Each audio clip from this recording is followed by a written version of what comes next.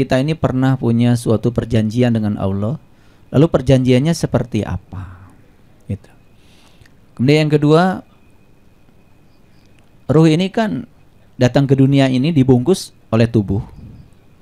Ya tentu saja karena ruh ini ingin dikaryakan untuk mempercantik dunia. Lalu pertanyaannya apa tadi? Tugas kita di dunia apa? Dua ya, ini bagus sekali. Ini untuk teman-teman dari mahasiswa juga bagus nih pertanyaan supaya kalian punya wawasan cukup luas. Sebetulnya perjanjian itu bukan sebelum ruh ditiupkan. Kalau menurut Quran, justru setelah ruh ditiupkan. Saya bacakan ayatnya ya. Jadi ayat yang pertama itu di Quran surat Al-Hijr, Allah mengatakan begini. Fa iza sawaituhu wa nafakhtu fihi mir ruhi faqa'u lahu sajidin. Ketika aku sudah selesai menciptakan tubuhmu, maka aku tiupkan ruhku. Jadi tadi sudah saya jelaskan bahwa ruh itu sebetulnya adalah bagian dari dirinya Tuhan yang sedang dikaryakan di tubuh ini. Jadi sebetulnya Tuhan tidak pernah meniupkan ruhmu. Tuhan tidak pernah meniupkan ruhnya Pak Tinton. Tapi Tuhan itu hanya meniupkan ruhku. Ruhnya beliau sendiri yang ditiupkan ke dalam diri kita. Maka itu yang disebut dengan diri pribadi kita. Makanya kita dalam agama Islam kita diajarkan kalimat La ilaha illallah. La ilaha illallah artinya adalah tiada Tuhan selain Allah. Mungkin saya cari bahasa yang lebih tegas lagi, yang mana sih yang bukan Dia? Karena Dia sendiri yang mengatakan, ya Allah sendiri yang mengatakan dalam Quran surat Al-Hadid, wal awalu wal akhiru wal dohiru wal batin. Yang dohir aku, yang batin juga aku. Dan semua yang dohir ini berasal dari diriku. Berarti semua yang dohir ini berasal dari dirinya, berasal dari tubuhnya sendiri. Makanya kalau kita belajar mengelaborasi ilmu tauhid, ada yang disebut dengan 7 martabat alam. Martabat yang pertama namanya martabat ahadiyah. Nah itu, saking ingin dikenal, lalu Tuhan itu bermanifestasi. Masuk di martabat kedua, ketiga, keempat, sampai martabat yang ketujuh. Martabat yang ketujuh itu adalah manusia, yang disebut dengan insan kamil. Makanya kita ini beruntung ya, terlahir sebagai manusia. Karena ketika terlahir sebagai manusia, jalan untuk mencapai kesempurnaan di tubuh ini sangat terbuka dibandingkan ketika terlahir sebagai tubuh yang bukan manusia. Jadi kalau kita melihat ayat tadi, perjanjian itu sebetulnya ya ruhku itu ditiupkan dulu setelah tubuh diciptakan. Nah, setelah tubuh diciptakan kemudian ada ayatnya yang mengatakan begini ya. Ketika aku sudah mengeluarkan ya anak Adam dari sulbi. Nah, dari sulbi ya. Sulbi itu sebetulnya bahasa lain dari alat kelamin sebetulnya. Cuman itu kan bahasa yang lebih sopan lagi. Karena untuk mengingatkan kepada kita bahwa sebetulnya kita semua ini buah cinta. Cinta yang disemaikan pada ayah, cinta yang disemaikan pada ibu, kemudian ayah dan ibu itu bertemu dan kemudian memiliki rasa, karena di situ ada kecocokan data tadi, data karma yang dibawa di masing-masing tubuhnya. Kemudian setelah itu kedua ini ayah ibu kita ini kan kemudian berpelukan, bukan? Gara-gara berpelukan kemudian kita jadi. Yang kita ini kan hasil pelukan. Kalau semua manusia sadar kita ini hasil pelukan, hasil buah cinta, tidak mungkin kita musuh-musuhan dong. Tidak mungkin kita saling menjelekan, tidak mungkin kita saling merendahkan gitu. Ya, mohon maaf. Jadi saya juga prihatin ya melihat kondisi ya bangsa kita saat ini ya, mudah sekali terkena hoax ya. Bahkan menjadi hakim itu begitu mudah. Menilai orang ini salah, benar gitu kan. Seperti kita tuh diberi hak untuk itu. Padahal setiap sholat kita baca Maliki Yaumiddin. Hanya Tuhan yang boleh membalas, hanya Tuhan yang boleh menghukum, hanya Tuhan yang boleh menghakimi. Tapi kita mengambil hak itu, ya. Kemudian selanjutnya, perjanjian apa sebetulnya yang di komitmen antara kita dengan Tuhan? Nah, terus kita tuh yang mana? Bukankah kita juga tidak pernah ditiupkan? Kan yang ditiupkan itu adalah ruhku. Nah, oleh karena itu, untuk menjawab pertanyaan Pak Tinton ini, kita harus mengerti sebetulnya ruh itu esensinya apa. Kalau kita tidak mengerti esensi ruh, kita tidak akan mengerti mana kaula, mana Gusti. Betul nggak? Mana hamba, mana Tuhan. Kalau perjanjian itu kan harus ada dua pihak. Sedangkan yang ditiupkan ruhku kan. Terus diri kita yang mana? Kenapa ada perjanjian? Nah, saya teruskan dulu. Perjanjiannya itu cuma begini di Quran. Alastu birabbikum? Apakah aku ini Tuhanmu? Dan saat itu kita menjawab. Nah, saya bilang kita aja dulu sebelum saya jelaskan tentang esensi ruh. Qalu bala syahidna. Ya, aku menyaksikan. Hanya itu perjanjian. Nah, konsekuensi dari penyaksian apa? Konsekuensi dari penyaksian adalah pengenalan. Yang kedua, konsekuensi dari penyaksian adalah komitmen bahwa kita punya Tuhan. Bahwa kita bertuhan. Bahwa kita hidup digerakkan oleh dayanya Tuhan. Bahwa kita hidup ke dunia ini semata-mata untuk tujuan Tuhan. Dan yang luar biasa dari penyaksian itu apa? Bisa mengingat Tuhan. Coba, sekarang udah menyaksikan saya. Pulang dari sini, ingat gak sama saya? Ingat. Jadi akibat dari sebuah penyaksian itu mengingat. Sehingga kita punya alamat. Dan sekarang banyak orang yang mengklaim katanya sudah bisa mengingat Tuhan. Padahal dia sudah lupa pada perjanjian itu. Nah, saya lanjutkan dulu ya. Gitu. Jadi setelah ditiupkan ruhku, kemudian disitulah terjadi perjanjian itu. Kenapa? Supaya tidak lupa. Perjanjiannya adalah, bukankah aku ini Tuhanmu?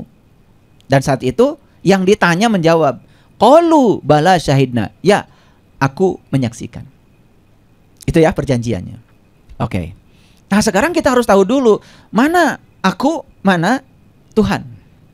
Nah, ruh itu ya, dalam terminologi semua kitab suci, semua agama itu 3. Itu yang disebut dengan 3 martabat batin. Nah, jadi dari 7 martabat tadi itu ada 3 pembagian. Ada martabat batin, ada martabat lahir, ada insan kamil. Nah, insan kamil itu diri manusia yang mewadahi 3 martabat batin dan 3 martabat lahir. Nah, 3 martabat batin sering disebut alam ahadiyah. Itu martabat yang pertama. Martabat yang kedua alam wahidiyah. Martabat yang ketiga alam wahdah. Disederhanakan menjadi Nurullah, Nur Muhammad, Nur Insan. Nurullah itu adalah cahaya Allah, Nur Muhammad cahaya terpuji, Allah juga, tapi manifestasi dari dirinya sendiri karena ingin dikenal. Ada satu hadis qudsi yang mengatakan, ya, kuntu kanzan mahfian wa ahbabtu an urifa fa khalaqtu khalqan. Sesungguhnya aku adalah suatu perbendaharaan yang tersembunyi. Aku ingin agar aku dikenali, maka aku menciptakan ciptaan. Jadi sebenarnya semua proses penciptaan ini cuma satu tujuannya, supaya dia dikenal. Gitu. Ya. Nah, jadi martabat yang pertama alam ahidiyah itu adalah Nurullah. Martabat yang kedua alam wahdah itu Nur Muhammad. Nah, martabat yang ketiga yang disebut dengan alam wahidiyah itu yang disebut dengan Nur Insan. Itu yang sering disebut dengan diri pribadi kita. Yang kemudian orang awam menyebutnya jiwa. Jadi ada ruh, ada jiwa, 2 hal yang berbeda. Ketiga-tiganya disebut ruh. Bagian dari ruh itu adalah jiwa. Nah, sekarang jiwa ini kenapa harus didampingi oleh Allah, Nurullah dan Nur Muhammad? Justru itulah cinta kasihnya Allah. Setiap peniupan jiwa untuk melanjutkan perjalanan jiwa didampingi oleh Allah dan Rasulnya. Coba sekarang Pak Tinton, ketika melakukan kesalahan lah, Bapak bohong aja misalkan, ada yang negur gak dari dalam? Ada. Ketika Bapak dikasih amanat, kemudian Bapak hianat, ada yang negur gak dari dalam? Ada. Ketika Bapak melakukan kebodohan, pasti Bapak bilang, duh saya bodoh, kenapa saya melakukan itu? Gitu. Betul nggak? Nah, teguran-teguran itu ada. Ada.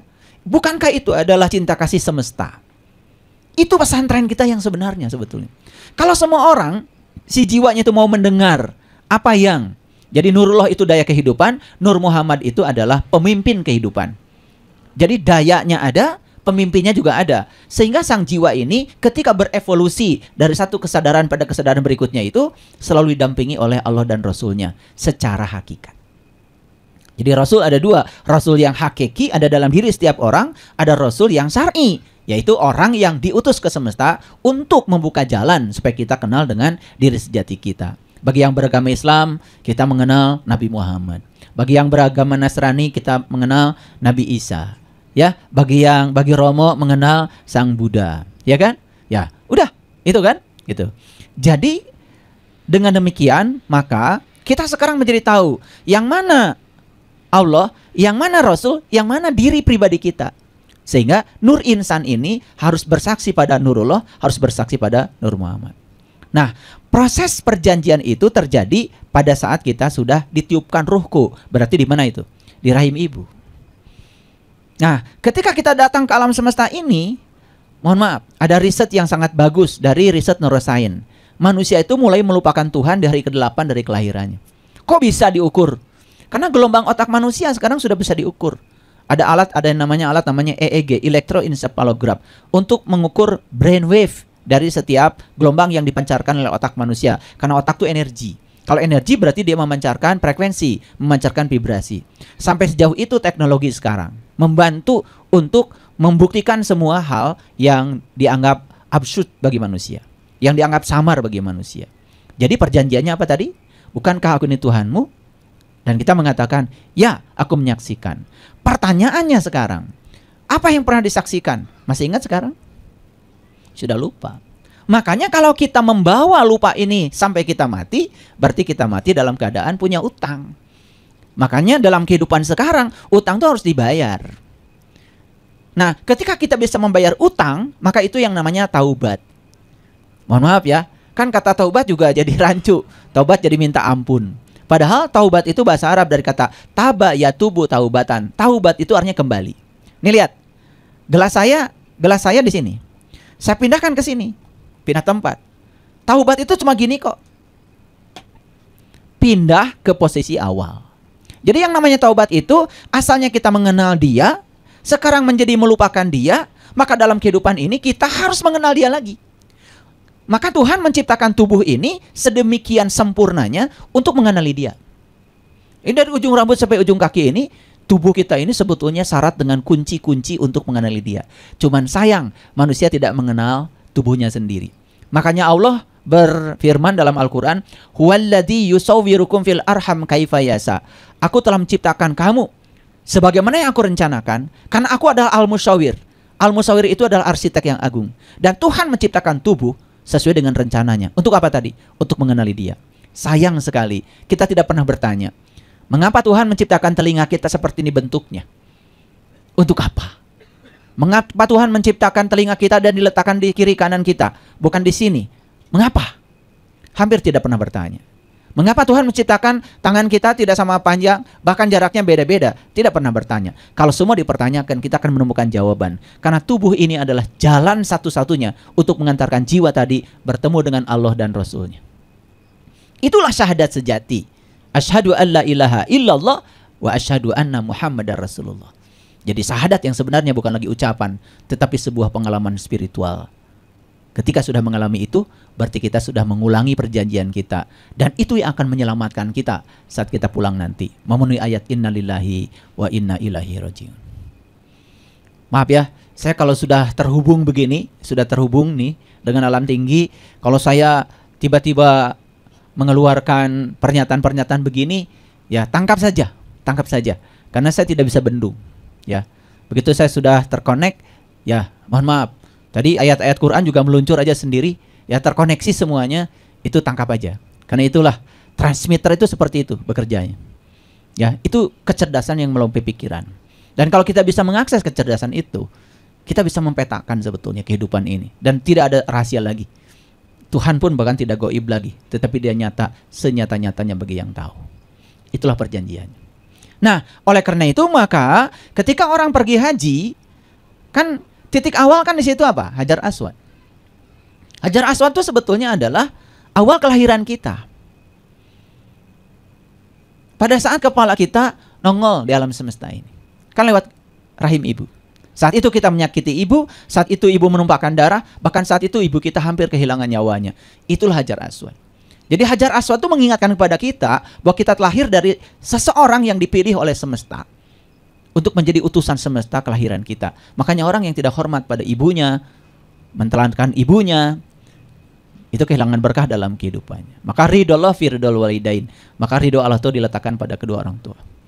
Hati-hati ya. Makanya kalau mau belajar spiritual, lihat dulu ya perjalanan kita.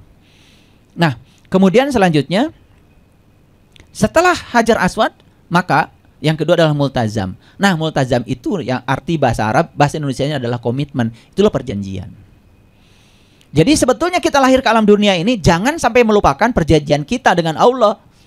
Karena kalau kita melupakan perjanjian dengan Dia, berarti kita melupakan Dia, maka kita hidupnya merencanakan tujuan-tujuan hidup baru. Lupa bahwasanya kita datang ke semesta itu direncanakan Dia. Itulah yang terjadi pada manusia sekarang. Lalu penderitaan sesuatu yang tidak bisa ditolak lagi. Dan manusia kan tadi banyak keinginan. Begitu kita ingin semua orang seperti yang kita mau, apa yang terjadi? Kita akan kecewa ketika orang lain tidak seperti yang kita mau. Dan kita sebut sakit hati. Dan kita bilang sakit hati itu gara-gara orang. Bukan. Sakit hati itu gara-gara kita punya keinginan pada orang. Dan kita tidak siap menerima semua orang apa adanya. Coba, terima semua orang apa adanya, tidak akan sakit hati. Sesederhana itu sebetulnya kehidupan kalau kita cerdas. Sehingga tidak pernah ada sakit hati, tidak pernah ada masalah, tidak pernah ada penderitaan. Karena kita sudah membebaskan diri dari keinginan. Sebetulnya keinginan itu berasal dari diri palsu kita. Itu yang disebut dengan ego. Karena pikiran kita belum terkendali oleh kesadaran. Kenapa? Karena kita melupakan komitmen. Makanya lihat, Hajar Aswad pintu Ka'bah. Hajar Aswad multajam. Setelah multajam kemudian pintu Ka'bah. Jika kalian lupa pada komitmenmu dengan Tuhan, disediakan pintu Ka'bah. Dan pintu Ka'bah adalah pintu Baitullah. Pintu Baitullah sebetulnya bukan yang di sana. Tapi pintu Baitullah itu adalah pintu kolbu, ada di sini. Makanya satu-satunya alat untuk mengulangi perjanjian adalah kita menemukan pintu itu lagi. Begitu kita menemukan pintu itu, maka kita melewati makom Ibrahim. Kita selevel lagi dengan kondisi awal kita. Makom itu level. Berikutnya baru hijir Ismail. Isma itu adalah artinya mendengar. Il itu Tuhan loh. Dari bahasa Ibrani. Israel itu berjalan. Il itu Tuhan. Makanya kalau pergi ke sana ya, pergi ke Yerusalem, ini kan dinding, tembok ratapan, di sini Masjid Al-Aqsa, di sini kan sebenarnya tembok ratapan, di sini bilang Allah, di sini bilangnya Eli. Il itu Tuhan. Jadi beda bahasa aja. Jadi sebenarnya Ismail itu artinya adalah orang yang sudah sukses mendengarkan Tuhan. Nah, siapa orang yang sudah sukses mengenal Tuhan? Dia yang sudah tunduk patuh kepada Allah dan Rasulnya dalam dirinya. Mau bohong aja, nggak bisa. Mau menipu orang, nggak bisa. Mau merendahkan orang, nggak bisa. Kesadarannya sudah tumbuh. Makanya begitu sudah sampai di Ismail, hijir Ismail, berikutnya apa? Rukun Yaman. Yaman itu artinya kanan. Dia sudah masuk golongan kanan. Begitu masuk golongan kanan, kanan itu lambang dari ruhani. Kiri itu lambang dari jasmani. Berarti dia sudah menemukan simetri antara jasmani dan ruhani. Maka berikutnya apa? Robbana atina fid dunya hasanah wa fil akhiratnya. Hasanah dunianya, hasanah akhiratnya. Kembali lagi ke Hajar Aswad setelah membuat lingkaran yang sempurna. Jadi sebetulnya ya di ritual haji itu luar biasa kalau bagi yang tahu. Sayang sekali ya, ke sana cuma muter aja 7 putaran dan tidak pernah bertanya kenapa 7, kenapa tidak 8. Orang pusing aja 7 keliling kok. Betul nggak? Ya, sepanjang tidak mengerti rahasia yang 7, kalian akan pusing terus hidupnya. Hebat tuh orang tua kita tuh. Kalau bicara itu semua itu memiliki makna. Ya, itu perjanjiannya. Pertanyaan yang kedua. Kalau gitu untuk apa aku di sini? Ada di dunia. Kita ada di dunia untuk memperbaiki dunia. Makanya leluhur kita merumuskan memayu hayuning bawono. Ikut mempercantik dunia yang sudah cantik ini. Karena kita aslinya makhluk cahaya. Kalau kita aslinya makhluk cahaya, berarti kita datang ke dunia untuk mencahayakan dunia. Harusnya semua kita itu memberikan kontribusi kesadaran pada dunia. Ini lilin. 1 lilin aja nyala, maka 1000 lilin di sampingnya bisa dinyalakan. Makanya semesta ini hanya butuh 1 orang aja berkesadaran. 1 Muhammad saja berkesadaran, semesta ini berubah. 1 Isa aja berkesadaran, semesta ini berubah. Sekarang hanya butuh 1 orang yang berkesadaran. Dan begitu 1 orang berkesadaran, akan mewabah kesadarannya. Dan muncullah kebangkitan kesadaran. Nah, kebangkitan kesadaran itu namanya kiamat. Kiamat itu hari kebangkitan kesadaran, bukan hancurnya alam semesta ini. Kan kiam itu artinya bangkit. Gitu. Jadi untuk apa kita ada di dunia ini? Kita ada di dunia ini adalah untuk ikut serta mempercantik dunia yang sudah cantik ini. Bayangkan kalau semua orang sadar bahwa ada di dunia untuk ikut mempercantik dunia yang sudah cantik ini, dunia ini tidak akan seperti sekarang. Tidak mungkin ada perubahan iklim yang luar biasa. Sekarang ya, dari 1200 tahun ini adalah paling ekstrim. Sampai Jambore internasional di Korea lebih cepat dari yang dijadwalkan. Karena apa? Badai. Karena suhu di bumi ini terus naik akibat manusia merusak bumi. Kadar oksigen di bumi ini semakin hari semakin berkurang, sehingga manusia itu semakin hari semakin kerdil, kekurangan oksigen. Dulu leluhur kita itu tinggi-tinggi, besar, badannya besar-besar. Kenapa? Karena saat itu bumi kita persediaan oksigennya banyak. Jumlah hutan di semesta ini juga sangat luar biasa. Sekarang sudah berkurang. Yuk, sekarang kita ikut berkontribusi mempercantik dunia yang sudah cantik ini. Jangan bikin keonaran, jangan menyebar hoax, mengejar kebohongan, menebarkan kebencian. Subhanallah, ya. Hanya pilihan politik saja orang bisa menggadaikan agama. Hanya pilihan politik saja orang bisa bertengkar soal keyakinan. Padahal itu kan pesta demokrasi. Namanya pesta itu harusnya penuh dengan kegembiraan. Kita boleh berbeda, tapi kita tetap bersaudara. Harusnya begitu kan? Itu kan pilihan politik itu biasa dalam demokrasi. Dan tidak mesti kita harus bermusuhan kan? Toh elit politik juga dulu ketika sudah selesai pemilu kan bersatu lagi. Betul apa tidak?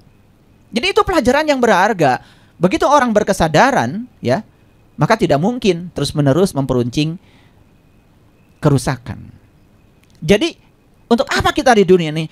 Memayu hayuning baunu. Makanya Rasulullah bersabda, sebaik-baiknya manusia yang berguna bagi manusia lain. Siapa manusia yang berguna? Yang berkarya, yang ada gunanya, punya keahlian. Maaf ya, yang berguna itu yang terus aja melakukan ritual ibadah, sementara dia tidak berkarya apa-apa. Kan sekarang ini kadang-kadang kita menyatakan, wah dia ngurusi dunia terus. Kapan ibadahnya? Padahal sebetulnya memang peran kita di dunia ini ngurusi dunia. Nah, saat kita ngurusi dunia, kita dibekali oleh Allah sifat-sifat Allah yang ada dalam diri kita. Kalau sifat-sifat itu dari Nurullah, dari Nur Muhammad selalu kita dengar, selamatlah kita. Kita jadi pejabat tidak mungkin korupsi karena didengarkan semua yang ada di dalam. Betul nggak? Jadi rakyat penuh cinta kasih tidak mungkin berantem karena mendengarkan semua yang ada di dalam. Maka di Quran dikatakan faiza sawaituhu wa nafahtu fihi min ruhi faqaulahu sajidin. Harusnya kita bersujud kepada apa? Kepada Allah dan Rasulnya dalam diri. Jadi sujud yang sebenarnya adalah ketaatan kita kepada hati nurani. Dan sekarang sujud ini kan mohon maaf ya, ini sudah sujud sampai hitam. Tetapi hati nurani diperangi terus oleh kita sendiri. Kita direndahkan oleh kita sendiri. Baru saja sujud kemudian membicarakan orang. Baru saja sujud kemudian merugikan orang. Baru saja sujud kemudian merampok kenceleng masjid. Itu nggak sujud. Nah kita perlu orang-orang yang sujud secara jasmania tapi juga sujud secara rohani. Itu tugas kita di dunia. Dan siapapun yang melaksanakan tugas ini dengan baik di dunia, sudah nggak usah dipikirkan. Nggak usah memikirkan tempat istimewa setelah kematian. Pasti tempatnya istimewa. Pasti tempatnya istimewa. Makanya tadi kan Romo bilang, kalau ingin lahir berpenampilan menarik, kata Romo tadi. Apa katanya Romo tadi? Di kehidupan sekarang harus apa? Harus menghormati orang yang lebih tua. Tutur katanya sopan santun, tidak pernah merendahkan orang, penuh karismatik. Mungkin hari ini tidak berwajah terlalu ganteng, tidak berwajah terlalu cantik, tetapi kecantikan itu sedang dibangun sehingga dia nanti lahir jadi lebih cantik, lebih ganteng kan? Gitu. Itu. Paham ya Pak Tinton? Maaf ya, satu pertanyaan saja harus saya jawab sedemikian panjangnya supaya tuntas. Clear? Oke, baik, terima kasih. Baik, terima kasih. Tadi pertanyaan kedua dari Ayah, boleh? Ya. Baik. Boleh diperkenalkan terlebih dahulu namanya, Ayah, silahkan. Bismillahirrahmanirrahim. Assalamualaikum warahmatullahi wabarakatuh. Terima kasih Ayah Guru atas kesempatannya. Nama saya Awan dari Bojong Soang. Saya ingin menanyakan satu hal yang mengganggu beberapa tahun terakhir saya. Jadi dulu waktu saya masih kuliah, mungkin seperti teman-teman di belakang gitu ya, saya pernah belajar spiritual dengan salah seorang guru. Nah, salah satu yang kita lakukan adalah kita berpuasa. Nah, pada saat itu saya melihat cahaya. Nah, setelah itu saya melupakan itu, guru. Dan kemudian guru itu meninggal. Nah, beberapa tahun terakhir ini saya baca-baca tentang yoga. Dan kemudian ternyata di situ ada juga teknik menutup 7 lubang itu. Dan ketika saya lakukan lagi, saya menemukan lagi yang seperti itu. Padahal itu sudah bertahun-tahun yang lalu, mungkin 20-30 tahun yang lalu gitu. Nah, itu yang ingin saya tanyakan itu apa? Dan apa manfaatnya bagi hidup saya gitu. Mohon penjelasannya ya guru. Ya, baik. Kang Awan ya. Orang tua kita tuh udah ngasih simbolisasi luar biasa. Apa sih Shirathul Mustaqim itu? Orang tua kita menggambarkan rambut dibelah 7. Itu simbolisasi yang sudah luar biasa. Tentu saja bukan rambut ini 1 dibagi 7. Buat apa jembatan kecil kayak gitu? Betul nggak? Dan kalau jatuh kan pasti yang salah yang bikin jembatan kekecilan. Tapi itu simbolisasi. Dan itu diabadikan di banyak ayat di Quran. Wa banaina fawqakum sab'an sidada wa bananaina fawqakum. Itu diulang-ulang itu. Di Quran surat Al-Mu'minun, di Quran surat Saba. Aku telah menciptakan 7 yang amat kokoh pada dirimu. Diabadikan menjadi 7 kali tawaf, 7 kali sa'i, 7 kali mondar-mandir Safa dan Marwah, 7 batu melempar jumroh. Itu simbolisasi.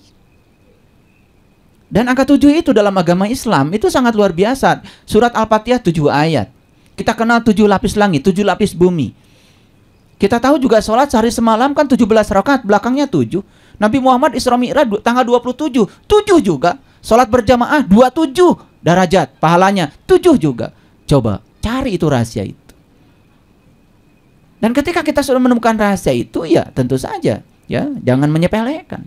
Karena tidak mungkin ya gurunya Kang Awan ini menyampaikan sesuatu tanpa maksud. Itu cinta kasih seorang guru. Dan kenapa itu kemudian disepelekan? Ya gara-garanya satu.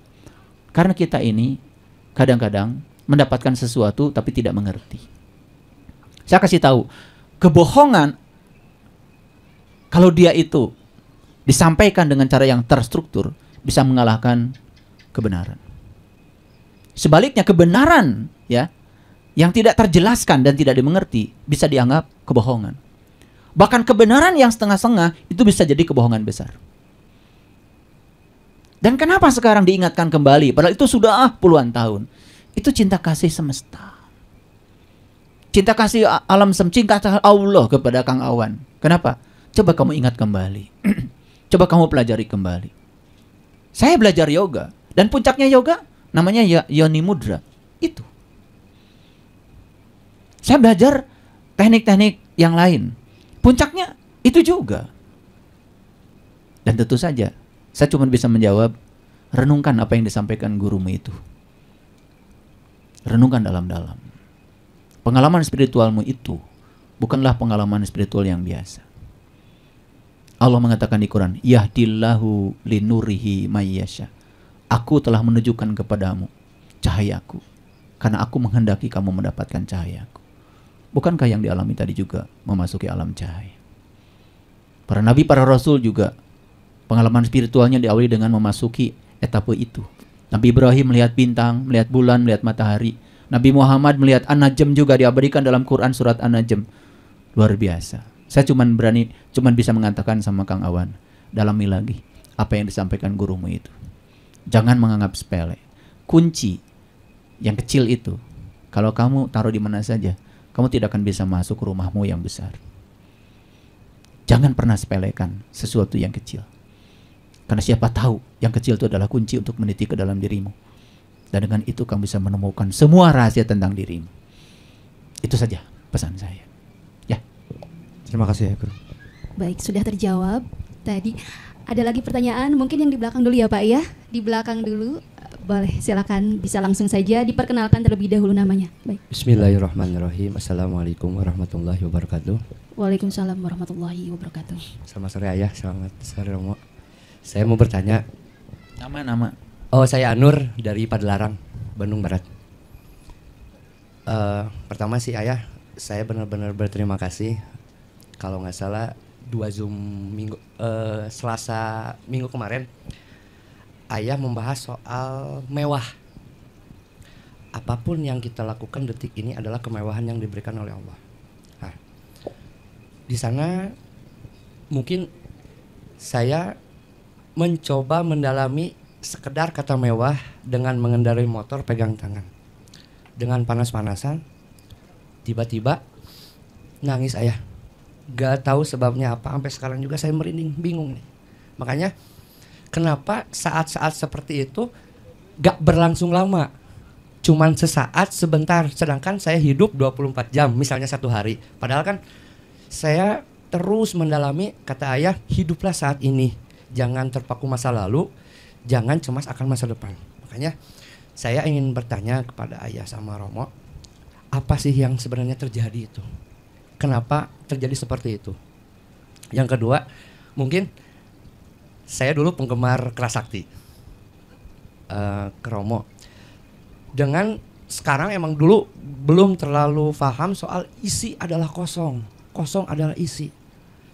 Kalau menurut proses Romo, isi adalah kosong, kosong adalah isi itu apa? Dan kenapa? Itu ada sangkut paut sama karma. Soalnya mungkin saya rasa yang tadi kata Ayah, apa yang saya sekarang dapatkan itu akibat masa lalu. Makanya saya terus berlatih untuk membreak. Gimana caranya untuk membreak? Untuk kata Ayah berperan untuk mempercantik dunia. Makanya untuk perjalanan saya yang masih bayi seperti ini, yang tidak tahu apa-apa, yang ingin tahu lebih banyak, makanya saya datang ke sini oleh panggilan Ayah karena nama saya disebut sama Ayah, Nur Abdul Majid. Makanya mulia itu seperti apa? Kenapa Allah punya kemuliaan? Kok saya nggak ada? Kok saya hidup seperti ini, seperti ini, seperti ini? Apa yang harus saya lakukan? Sampai timbul, kenapa saya harus sholat? Kenapa saya harus wudhu? Kenapa saya nyebut Tuhan saya Allah? Apa yang harus saya lakukan? Terima kasih Ayah. Segitu, Romo. Wah, ini pertanyaannya 1000. Baik. Saya pegang mic ini mewah. Karena suatu saat saya tidak bisa pegang mic ini lagi. Saya pernah menyaksikan teman saya yang baru saja mengalami stroke ringan, memasukkan kancing ke lubang kancingnya saja, perjuangannya luar biasa. Dan kita tidak pernah menyadari kemewahan itu. Bisa memasukkan kancing di lubang kancing ini mewahnya luar biasa. Bahkan ketika saya pipis pun saya kadang-kadang menangis. Betapa mewahnya. Saya cuma memasukkan air dan kemudian tubuh saya dengan kemewahannya menyaring semuanya. Air yang bagus dialirkan menjadi darah, meregenerasi sel tubuh saya. Bagian yang kotornya dikeluarkan. Dan saya diberitahu, ini air pengen dikeluarkan. Ada rasa kan di sini pengen pipis. Pengen pipis itu mewah. Karena banyak orang yang alarmnya tidak miliki lagi, jebol. Bahkan pipis aja langsung begitu. Itu yang disebut dengan kesadaran saat ini. Itu yang disebut dengan the power of now. Makanya saya kalau naik mobil saja saya nggak pernah buru-buru. Saya duduk, kemudian saya nikmati, saya sadari kaki, tubuh saya di jok aja, rasa ada di jok itu mewah. Saya bisa pegang setir itu mewah. Kan suatu saat saya tidak bisa pegang setir itu lagi. Dan semua sensasi sepanjang perjalanan saya nikmati. Makanya saya tidak pernah buru-buru. Saya tidak, tadi saya mau pergi ke sini. Saya tidak berpikir restoran ini. Saya nikmati, hadir sepenuhnya di jalan itu tanpa saya memikirkan restoran ini. Begitu sudah saya ada di sini, saya hadir di sini. Tapi ketika saya belum di sini, saya hadir di sana, di jalan. Saya menikmati suara klakson. Saya tidak marah ketika ada orang yang memberhentikan mobilnya. Karena itu kemewahan bagi saya dan luar biasa. Intinya adalah the power of now. Kekuatan saat ini. Karena hidup itu adalah saat ini, di sini, sekarang. Lo kenapa tadi merasakan kemewahan itu hanya seketika itu saja, tidak seterusnya? Karena the power of now-nya hanya hadir saat itu. Kesadaran saat ininya hanya hadir saat itu. Makanya kita harus sering berkunjung ke saat ini. Jangan terlalu banyak berkunjung ke masa lalu atau masa depan. Dan itu akan membuat kita kepada kebahagiaan. Dan yang kedua, berhenti menghakimi apapun yang terjadi saat ini. Jika nanti sore kita masih hidup, perlakukan saat ini. Jika besok masih hidup, perlakukan saat ini. Dan hadirlah di saat ini tanpa penghakiman. Maka kita tidak akan tadi terjebak, kenapa hidup saya seperti ini, di mana kemuliaan Tuhan, masih menanyakan itu. Padahal sebetulnya Dia yang Maha Mulia menghidupi kita saat ini. Dia mewujud sebagai nafas kita saat ini. Dan nafas adalah kekayaan kita yang luar biasa. Ya. Jadi kenapa tadi mengalami itu? Itulah kesadaran. Dan kenapa tidak mengalami itu terus-menerus? Karena apa? Karena the power of now-nya tidak konsisten. Kehadiran saat ininya tidak konsisten. Perasaan kita saja kita hadir di sini, padahal kita sedang berkunjung ke masa lalu dan masa depan. Coba latih terus, sering berkunjung ke saat ini. Kemewahan itu akan terasa luar biasa. Minum saja, luar biasa. Bisa mengangkat gelas ini, botol ini, mewah. Karena suatu saat kita tidak akan bisa mengangkat ini lagi. Kalian bisa duduk sekarang, mewah loh. Coba perhatikan astronot. Mau minum kopi saja harus bikin yang namanya gelas anti gravitasi. Betul nggak? Kalian beri bawang, taruh aja di dapur, mewah. Betul nggak? Karena ada gravitasi. Coba nggak ada gravitasi, bawangnya lari-lari. Udah beli bawang bingung, ya mau masak bingung. Nyarinya di mana, lemari esnya aja nggak ada di dapur. Betul nggak? Itulah belajar kesadaran. Yuk, belajar kesadaran lebih dalam lagi supaya kemewahan ini semuanya terasa. Begitu kita merasakan semua kemewahan di sini saat ini sekarang, itu yang disebut dengan syukur.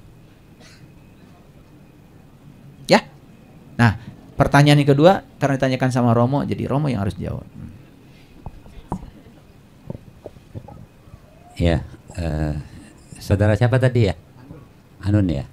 Anut ya? Dari mana tadi? Padalarang ya. Pertanyaannya Kerasakti. Tuh, sering nonton film Kerasakti ya? Iya, tadi sepintas saya jelaskan tentang Vipassana Bhawana. Dalam meditasi kita ada yang namanya disebut dengan meditasi pandangan terang. Sadar setiap saat. Jadi kalau Bapak Ibu duduk di sini mendengarkan saya nih. Bukan hanya mendengar loh, mendengarkan. Jadi kalau saya babarkan seperti ini kita mencerap nih. Itu berarti kita sadar. Tapi kalau hanya mendengar, tuh tadi Romo ngomong apa? Nggak tahu. Kan saya cuma mendengar, tidak mendengarkan. Ya kan? Beda lagi gitu. Jadi harus sadar setiap satu gerakan apapun. Misalnya di sini pikirannya jangan kemana-mana saat ini kan. Jadi manusia tidak bisa kembali ke masa lalu. Takdir itu kemarin, hari Selasa. Kalau kamu melakukan kesalahan kemarin, kamu nggak bisa kembali untuk merubah. Supaya jadi benar yang ada saat ini dan ke depan. Kalau hidupnya masa depan ya cemas, khawatir, ya kan? Waduh, gimana nih? Jadi kuncinya tadi Ayah udah kasih tahu, bersyukur.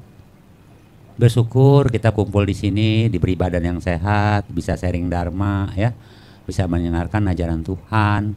Padahal saat ini nih di jam yang sama, kita nggak tahu di tempat lain masih ada yang hura-hura, mungkin mabok-mabokan, mungkin di mall lagi otaknya lagi mau belanja, ya harusnya kan bersyukur, ya.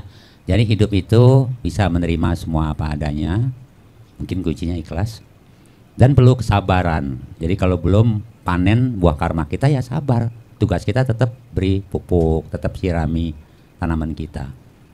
Jangan kita cuma mengeluh karena nggak punya sepatu.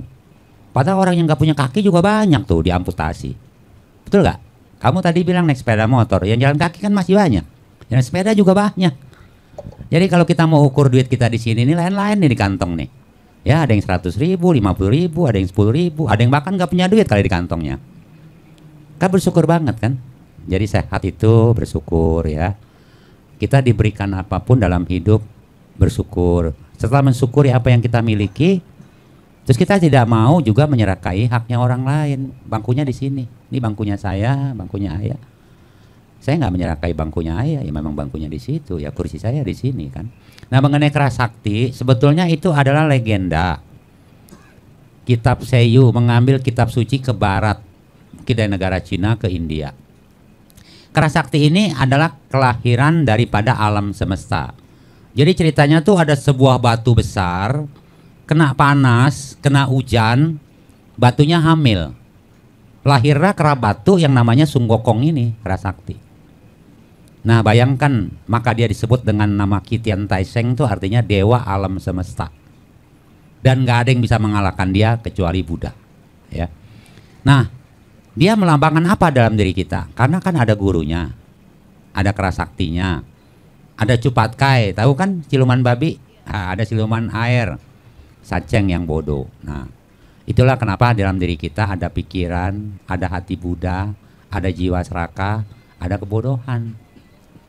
Lawannya siapa? Siluman-siluman, siluman laba-laba. Siluman laba-laba kan kakinya 8 tuh. Untuk mempraktekkan 8 ruas jalan utama kan sulit tuh.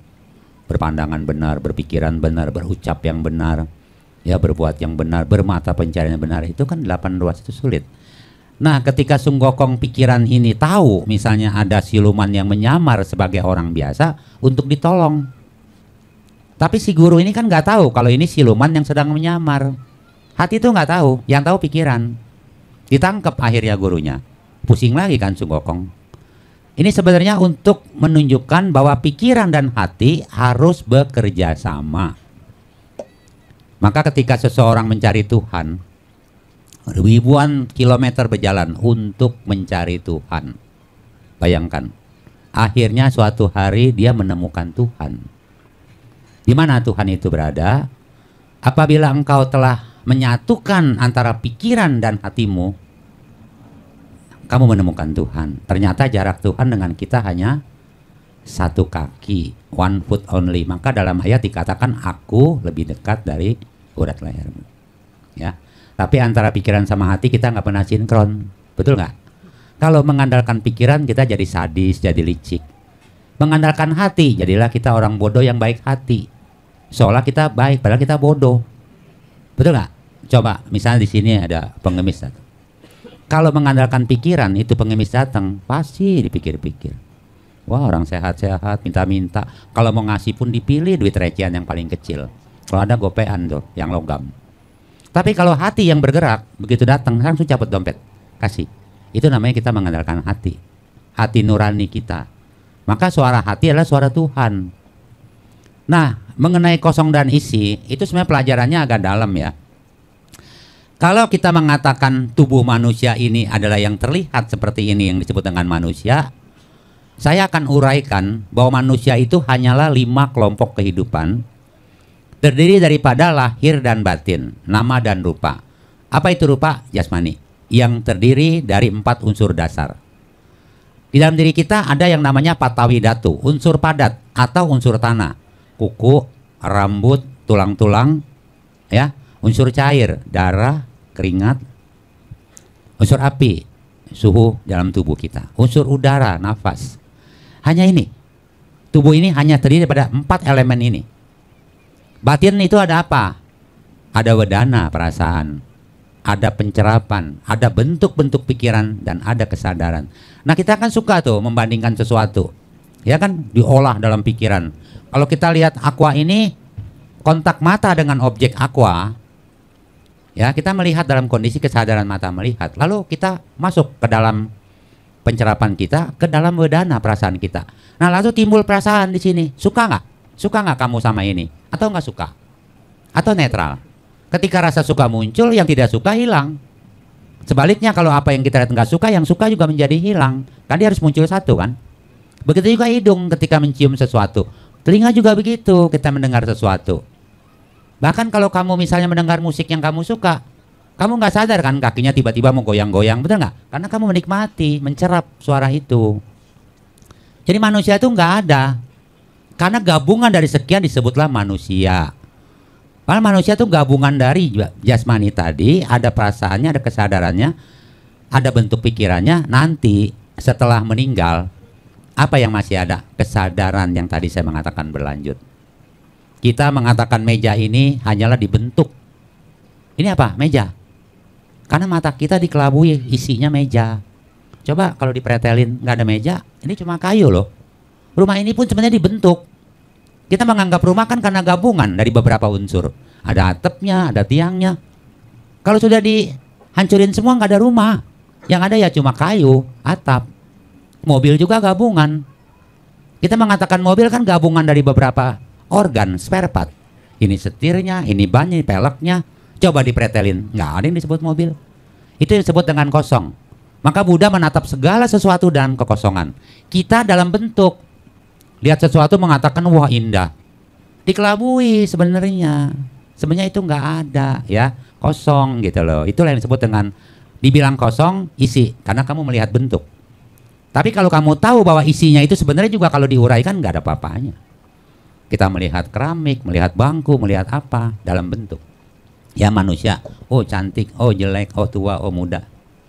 Kosong ya. Kalau kita sudah bisa melihat segala sesuatu kosong, kita nggak akan muncul yang namanya kemelekatan terhadap apapun. Ya, keindahan itu hanyalah pengelabuan mata ini, bukan mata dharma. Jadi kalau udah bisa melihat dengan mata dharma, nggak akan muncul kemelekatan. Karena yang bikin manusia menderita itu kan melekat. Awalnya ingin memiliki, sudah punya digenggam selamanya, nggak mau dilepas. Itu Sang Buddha bilang, bagaikan menggenggam lumpur, kamu begitu kuat. Tetap dia akan keluar dari sela-sela jari kita, nggak bisa selamanya gitu. Kita berkumpul dengan anak istri kita, ya nggak bisa lah. Sekarang bangunan ini mau tahan berapa lama? Kalau bangunannya misalnya tahan lama, kita mati duluan, ya betul dong. Atau kalau umur kita panjang ini mungkin rubuh duluan. Mana ada yang kamu bisa pegang selamanya? Ya jadi untuk menghindari kemelekatan itu, oh kalau gitu Romo, kita mencari kumpulin uang buat apa misalnya? Pakai. Karena uang adalah sarana untuk hidup, bukan menjadi tujuan hidup. Kalau uang kamu jadikan tujuan hidup, wah kamu mati-matian, pasti menghalalkan segala cara untuk mendapatkan uang. Itu yang salah. Tapi orang harus bekerja, berusaha, karena hidup itu butuh uang. Memang uang gak dibawa mati, tapi gak punya uang kamu setengah mati juga, sama aja kan? Betul gak? Ya sama toh. Ya, jadi kosong isi itu tadilah. Sebenarnya ini kalau saya jawab ini kurang lengkap sekali karena waktunya nggak cukup kalau saya mau uraikan bagaimana terjadinya kontak mata dengan bentuk muncul begini. Ya, pokoknya satu bersyukur, ikhlas, bersabar, kemudian jangan suka membandingkan apapun milik kita dengan milik orang lain. Itu yang timbul jiwa iri, hati dan sebagainya. Ya, terima kasih. Ya, keren sekali ya jawaban dari Romo. Silakan selanjutnya, pertanyaan selanjutnya, nggak usah saya komentari dulu. Ya, silakan. Pak Uun. Assalamualaikum. Pertanyaan ke Ayah Romo. Iya, boleh. Saya melihat Ayah Romo kan ingat dulu lagi mahasiswa. Iya. Saya ngambil pelajaran agama itu. Saya orang Islam, tapi tidak ngambil pelajaran agama Islam. Sebab banyak yang nggak lulus, sulit. Selalu 2 semester dulu. Makanya saya ngambil pelajaran agama Buddha. Tapi karena gampang lulus, saya jarang masuk kuliah. Nah itu. Jadi kesimpulannya 2 semester nggak dapat apa-apa. Agama Islamnya nggak dapat, agama Buddhanya. Tapi saya ingat waktu pelajaran itu mengenai penderitaan. Itu adalah keinginan adalah dari sumber penderitaan. Sedangkan sekarang temanya kan kebahagiaan. Kebahagiaan itu yang saya nggak dipelajari dulu, apa sih sumber untuk mencari kebahagiaan itu. Kalau yang penderitaan saya tahu itu keinginan adalah sumber penderitaan katanya. Nah ini temanya kebahagiaan, tolong dijelasin kira-kira sama yang tadi apa sih untuk kebahagiaan. Tapi yang saya tahu kan ini di dunia ya, atau yang simpel aja di dunia itu, yang penting bahagia di dunia dulu. Apa itu? Terima kasih. Ya, izin ya. Gini. Sebenarnya kan tadi kalau datang dari awal, saya kan udah uraikan tuh kebahagiaan duniawi yang bisa diperoleh, yaitu kita memiliki kesehatan dan umur panjang. Itu kita bahagia. Karena untuk sehat itu susah loh, punya uang juga nggak bisa beli sehat. Ada 4 ya. Yang kedua, memiliki kekayaan yang kita peroleh dengan cara yang baik.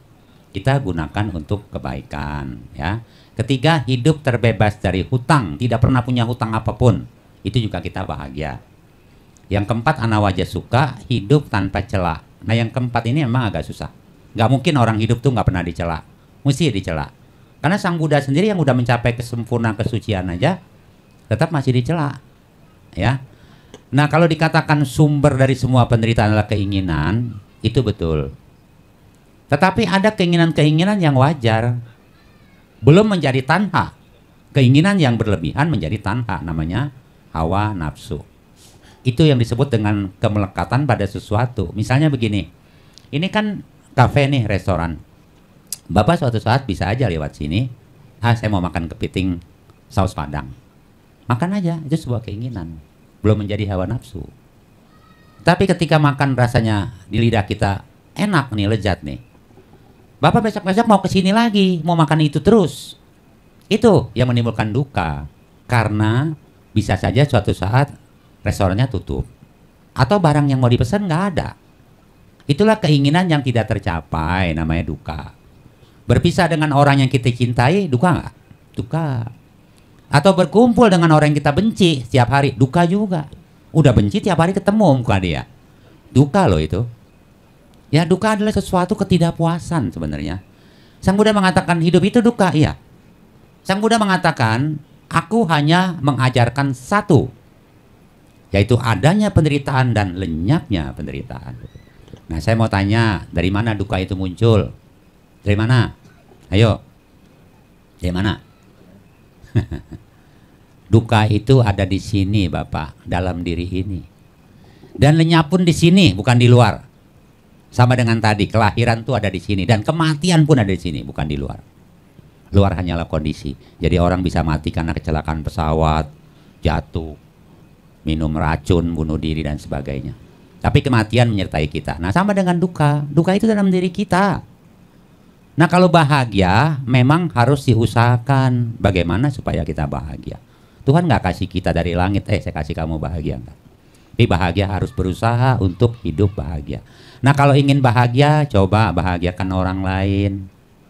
Makanya kalau kita suami istri nih ya, kalau menikah, jangan coba-coba menuntut pasangan kita untuk membahagiakan kita. Cobalah kita berusaha membahagiakan pasangan kita. Kita loh yang berniat membahagiakan dia. Dari situ timbal baliknya dia pun akan bisa memberikan kebahagiaan kepada kita. Makanya Buddha mengatakan semoga aku berbahagia. Bebas dari kebencian, bebas dari penderitaan. Nanti Bapak lempar keluar lagi. Semoga semua makhluk juga berbahagia. Kalau kita belum bahagia, masa mau doain orang bahagia? Kalau kita masih terikat dalam belenggu keserakan kita, kebencian kita, kebodohan kita nggak bisa mengajarkan orang lain dhamma. Ya, harus orang yang sudah terbebas dari belenggu itu, baru dia bisa mengajarkan dhamma ini kepada orang lain. Itu namanya dia sudah praktekin, ya. Jadi saya rasa itu sih kalau tentang kebahagiaan dan penderitaan ya. Kalau gitu hidup dari agama Buddha itu pesimis dong. Ada duka mulu gitu. Padahal duka itu kan sebenarnya tidak bahagia. Jadi hidup ini kayak duka lenyap bahagia, bahagia lenyap duka. Hanya terombang-ambing begitu aja kan. Ntar surga neraka. Masa mau begitu terus? Lenyapnya duka, muncul kebahagiaan. Ya, gitu. Ntar lenyapnya bahagia, muncul lagi kedukaan. Kan seperti anicca. Tahu anicca? Segala sesuatu tidak kekal, berubah. Jadi yang kekal apa? Yang kekal adalah perubahan itu sendiri. Karena semuanya berubah. Kita nggak bisa mau minta muda terus, nggak bisa. Kita nggak bisa suruh tubuh kita, hei ayo muda terus, hei jangan keriput, nggak bisa. Rambut jangan putih, putih juga dia. Karena tubuh ini bukan kita, bukan punya kita. Maka perasaan bukan aku. Kalau perasaan itu perasaan aku sendiri, aku tentu bisa mengontrol perasaanku. Ketika terjadi peristiwa yang menyedihkan, aku tidak menangis. Buktinya menangis. Ya kan, karena kita tidak bisa menguasai perasaan kita, pikiran kita, tubuh kita. Ya kan, nggak bisa. Kan dikatakan rupang anicang. Tubuh adalah bukan aku. Wedana anicang, perasaan bukan aku. Pikiran juga bukan aku. Ya, jadi kalau misalnya udah bisa mendisiplinkan pikiran, mengendalikan pikiran, itu Buddha. Maka Buddha adalah yang telah mengendalikan pikirannya. Sun Gokong tadi. Ya hanya Buddha. Karena Sun Gokong kan liar tuh. Pikiran liar nggak? Pikiran liar loh, seperti kera dia kan. Wah, makanya dilambangkan Sun Gokong kera. Lompat sana lompat sini. Apa istirahatnya? Tidur. Ternyata tidur aja pikiran tidak tidur, mengembara, jadilah mimpi. Bener nggak? Tidur aja dia masih mengembara. Gimana coba? Apa yang bisa menjinakkan ya dengan meditasi ya? Kita langsung konsentrasikan pikiran kita pada satu titik objek. Ya untuk selanjutnya nanti Ayah kali jelasin meditasi ya. Ya terima kasih ya jawabannya begitu. Ya, gimana? Ayah, Un? Ya. Belajar agama Islam tidak serius karena nggak mau ngontrak agama Islam karena agama Islam rumit. Itu banyak tuh. Mohon maaf ini saya kenalkan ya. Pak Un ini dari Seni Rupa ITB, beliau arsitek. Jadi saya punya juga yang model Pak Un ini. Masih muda itu. Dia itu yang punya Jojonomic itu. Dia sudah menjadi pebisnis kelas nasional ya. Nah ini beda. Dia ngontrak agama Buddha dan serius belajarnya. Padahal agamanya Islam. Jadi di ITB rupanya nggak masalah ya, yang agama Islam mengontrak mata kuliah karena itu MKDU namanya, mata kuliah dasar umum. Jadi tidak masalah ingin mendalami agama lain. Dan ternyata ya, jadi lebih kaya itunya apa sudut pandangnya, sudut pandang. Kalau saya belajar tradisi agama lain itu banyak belajar pada guru-guru yang lain. Jadi saya tidak alergi belajar dengan Bante, para bedande, para pendeta. Saya belajar. Karena begitu kita merasa kita ini tahu, sudah semua pintu keilmuan tertutup. Kayak saya tadi bilang sama mahasiswa, 4 yang tidak boleh kita katakan. 1, ya, jangan pernah mengatakan saya tidak bisa. Begitu mengatakan saya tidak bisa, semua pintu tertutup. Yang kedua, jangan mengatakan tidak mungkin. Begitu mengatakan tidak mungkin, semua keajaiban semesta tertutup, tidak ada bagian buat kita. Yang ketiga, jangan pernah mengatakan saya sudah tahu. Dan orang yang mengatakan saya sudah tahu, dia akan tertutup terhadap nasihat, tertutup terhadap pandangan, dan dia akan gitu-gitu aja. Dan sebetulnya begitu kita mengatakan saya sudah tahu, itu kita menjatuhkan diri jadi orang bodoh. Makanya orang pintar adalah dia pembelajar abadi. Makanya seorang pembelajar tidak pernah menutup. Makanya Sayyidi Ali mengatakan, jangan lihat siapa yang berkata, dengar apa yang dikatakan. Maaf ya, saya keyakinannya Islam, Romo keyakinannya Buddha. Tapi dari tadi banyak sekali ya nasihat yang jelek gitu masuk ke dalam rasa saya. Karena saya membebaskan baju. Karena bagi saya di semesta ini cuma ada 2 manusia, yang tahu dengan yang tidak tahu. Apapun keyakinannya. Cuma 2 aja, yang tahu dengan yang tidak tahu. Sebaliknya, orang yang sama keyakinan dengan saya, kalau dia tidak tahu, saya juga tahu. Kalau dia itu tidak tahu. Dan apa yang disampaikan beliau kan luar biasa. Dan yang keempat, yang tidak boleh kita katakan adalah nanti saja. Karena nanti adalah penundaan. Penundaan adalah sumber segala masalah. Kenapa Anda miskin hari ini? Karena sering mengatakan nanti saja. Dan orang yang mengatakan nanti saja, dia menghilangkan semua peluang di depan matanya. Makanya titipkan ya pekerjaan sama orang sibuk pasti selesai. Tapi titipkan sama orang yang banyak waktu tidak pernah selesai karena dia pakai rumus nanti saja. Coba orang yang banyak waktu nggak jadi apa-apa.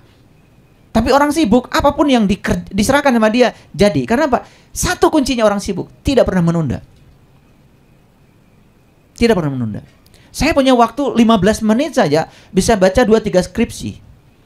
Dan mahasiswa bisa telaah skripsi. Sehingga dia tidak usah ditunda ujian sidangnya. Bukankah menyelamatkan orang? Tapi orang yang banyak waktu, mungkin 15 menit bagi dia tidak berharga. Karena saking banyaknya waktu. Sehingga dia membuang waktu. Jangan dikira saya hadir di sini, ngasih pelayanan seperti ini, saya juga tidak punya pekerjaan lain. Tapi gimana kita aja untuk memanage semuanya. Kita atur jam tidur kita jam berapa sampai jam berapa. Bagaimana tidur kita berkualitas. Bagaimana kita tidak melekat pada sesuatu sehingga tidur kita deep sleep, kita dapat tidur yang bagus. Karena kualitas tidur menentukan kualitas hidup. Makanya cerita tentang Sun Gokong tadi itu Kan kemudian diabadikan juga cerita Ramayana. Cerita Rama dan Sinta. Rama itu kan diri kita. Sinta itu kan kesadaran yang dicuri oleh siapa? Oleh Hanuman. Hanuman juga perwujudannya monyet juga. Ya toh? Dicuri oleh Rahwana itu si Dasamuka. Dasamuka kan pikiran. Pikiran ini Dasamuka banyak wajah. Pura-pura baik, pura-pura santun, pura-pura dermawan, padahal sebetulnya tidak. Itu. Makanya dalam hidup kita ini kan sebetulnya kita merebut kembali Sinta yang dicuri oleh Rahwana supaya menjadi milik pribadi kita sehingga kita hidup berkesadaran. Makanya di sini perlu bantuan Hanuman. Hanuman kan perwujudan dari seorang guru yang berkesadaran. Nah, guru yang berkesadaran itu wujudnya Hanuman. Makanya dibikin jembatan untuk merebut kembali kesadaran yang hilang. Jadi kalau kita pergi ke Bali nonton Sendrata Hari Ramayana yang kemudian ditampilkan dalam tari kecak ya, itu kan asik ya kalau kita mendengarkan, kata Romo. Tapi kalau kita cuma mendengar, ya itu. Apalagi orang lain bicara, ya ini ngobrol. Orang yang macam kayak gitu itu sudah tertutup dari hidayah. Saya kasih tahu ya, ini yang beragama Islam. Di Quran dikatakan begini. Alladzina yastami'unal qaul fayattabi'una ahsanahu ulaika hadahumullah ulaika hum ulul albab. Orang yang mau mendengarkan perkataan, mendengarkan ya, dan mengikuti yang dikatakan dengan penuh semangat, energetik, maka Allah janjikan ulaika hadahumullah, pasti dia akan mendapatkan ide, petunjuk, gagasan yang menjadi hidayah bagi dia. Dan puncaknya apa? Ulaika hum ulul albab. Dia akan menjadi ulul albab. Siapa ulul albab? Ahlul bait. Ahlul bait itu siapa? Orang yang sudah menjadi keluarganya Tuhan, keluarganya Allah. Dan ketika dia menjadi keluarganya Allah, maka akan dia menjadi seperti. Itu namanya tahaluk bi ahlakillah, berakhlak seperti akhlaknya Tuhan. Sudut pandangnya seperti sudut pandangnya Tuhan. Maka dia akan terbebas dari yang namanya penderitaan. Walaupun sakit, dia tidak menderita dengan sakit. Rasa sakit karena sakit itu adalah alami. Tetapi penderitaan karena kita sakit itu pilihan. Pilihan. Kita mau menderita karena sakit atau tidak, itu pilihan.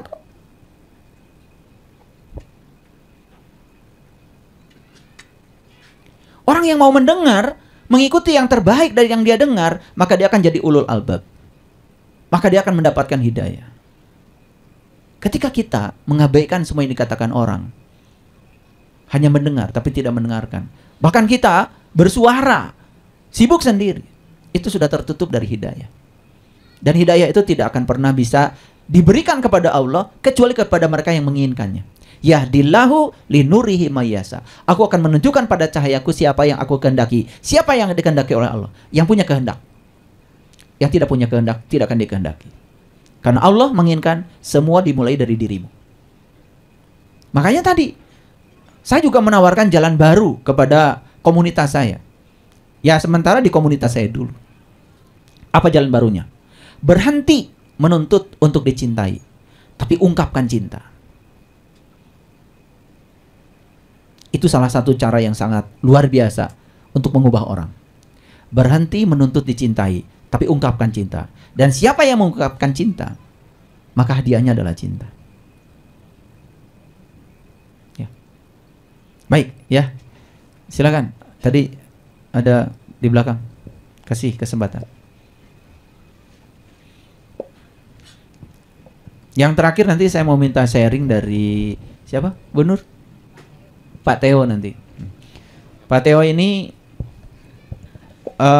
tadi cerita sekilas dengan saya tentang apa yang beliau tangkap dari kajian-kajian saya yang itu. Saya ingin minta pandangan beliau terhadap itu dan nanti kita berdiskusi. Nanti setelah penanya mungkin saya berikan kesempatan dulu kepada Pak Leo. Silakan. Bismillahirrahmanirrahim. Assalamualaikum warahmatullahi wabarakatuh. Salam sejahtera untuk kita semua. Di sini saya ingin bertanya tentang kebahagiaan. Saya membaca tentang filsafat, terutama di sini alirannya absurdisme oleh Albert Camus. Dia peraih Nobel 1957 dalam bidang sastra. Dalam filsafat absurdisme itu dia mengungkapkan bahwa usaha untuk mencari makna tentang sesuatu hal itu sebenarnya absurd dan tidak akan pernah tercapai dan akan selalu gagal. Itu salah satu ungkapannya. Seperti contoh, saya misalkan dulu ingin membeli baju ini. Sesudah membeli baju ini, ya sudah, begitu saja, tidak bahagia, tidak ada apa-apanya. Atau saya ulangan, berusaha belajar sebelum ulangan itu, lalu setelah ulangan, ya sudah, gitu-gitu aja. Mungkin itu filsafat absurdisme itu seperti itu. Mungkin apakah benar dunia itu seperti itu, seperti yang dijelaskan dalam filsafat absurdisme itu? Kalau begitu, kenapa kita harus mencari kebahagiaan? Ya, bagus sekali pertanyaannya. Semakin berusaha mencari kebahagiaan, semakin tidak akan bahagia. Karena saat mencari saja sudah menciptakan penderitaan. Orang yang menunggu bahagia selamanya menunggu. Oleh karena itu, ada dua. Ada pengetahuan konsep, ada pengetahuan rasa. Pengetahuan konsep itu definisi. Semua yang dijabarkan dengan kata-kata, itu yang dimaksud dengan filsafat tadi adalah kebohongan. Semua definisi itu kebohongan. Karena semua definisi adalah pernyataan. Dan semua pernyataan tidak akan pernah bisa mewakili kenyataan. Dunia ini bukan definisi. Dunia ini kenyataan. Dunia ini adalah realitas. Oleh karena itu, saya berani mengatakan bahwa kebahagiaan itu sebetulnya kemampuan menerima realitas. Karena realitas adalah kebenaran. Dan tidak ada realitas yang di belakangnya tidak ada kehadiran Tuhan. Dan semua kehadiran Tuhan pasti cinta kasih Tuhan. Kita mau senang kehadirannya atau tidak senang kehadirannya, kita menerima atau menolak. Kalau itu sudah terjadi, berarti sesungguhnya di belakangnya ada kehadirannya. Senang tidak senang, baik buruk, benar salah, itu penilaian pikiran. Dan penilaian pikiran bergantung tingkat kesadaran yang menilai. Tergantung banyaknya pengetahuan yang menilai. Betul nggak? Suatu objek dibilang betul oleh seseorang, dibilang salah oleh yang lain. Itulah ya soal benar salah. Semua tergantung pada penilaian. Dan penilaian itu ada keberpihakan. Dan di situ ada penghakiman. Penghakiman pikiran itu sumber penderitaan. Jadi oleh karena itu, yang betul itu, hidup itu adalah realitas. Ya. Saya tadi minum jus. Dan kalau saya ditanya gimana rasanya jus, saya bisa jelaskan sekarang dengan kata-kata. Tetapi semuanya bullshit, nggak ada artinya. Karena kata-kata yang saya sampaikan juga tidak akan membuat Anda merasakan yang saya rasakan. Karena kebenaran yang sebenarnya adalah yang terjadi pada saat saya minum jus. Itu kebenaran. Itulah realitas. Itu sebetulnya kebahagiaan itu sebetulnya sesimpel itu. Jadi kebahagiaan itu sebetulnya ketika pikiran sudah selesai menghakimi. Ketika tidak memilih lagi, ketika tidak pakai syarat apapun. Jadi oleh karena itu maka tentu saja tidak usah mencari definisi kebahagiaan. Karena begitu didefinisikan malah tidak bahagia. Karena tidak ada pernyataan yang bisa universal, yang bisa mewakili semuanya. Yang didefinisikan itu, ya makanya kan saya sering bilang sama mahasiswa, kalau bikin skripsi ada rumusan masalah, ada definisi operasional, semua bullshit itu. Terus kenapa itu dibuat? Itu hanya latihan keterampilan berpikir. Bedakan ya. Intelektualitas itu sebetulnya adalah arena di mana kita sedang mengasah keterampilan berpikir. Maka apapun kemudian didefinisikan. Jadi hasil dari suatu pendidikan itu sebetulnya bukan mengisi bejana kosong. Tapi hasil suatu pendidikan itu adalah perubahan. Makanya Aristoteles mengatakan, pendidikan bukan mengisi bejana kosong. Tapi pendidikan adalah mengobarkan cahaya.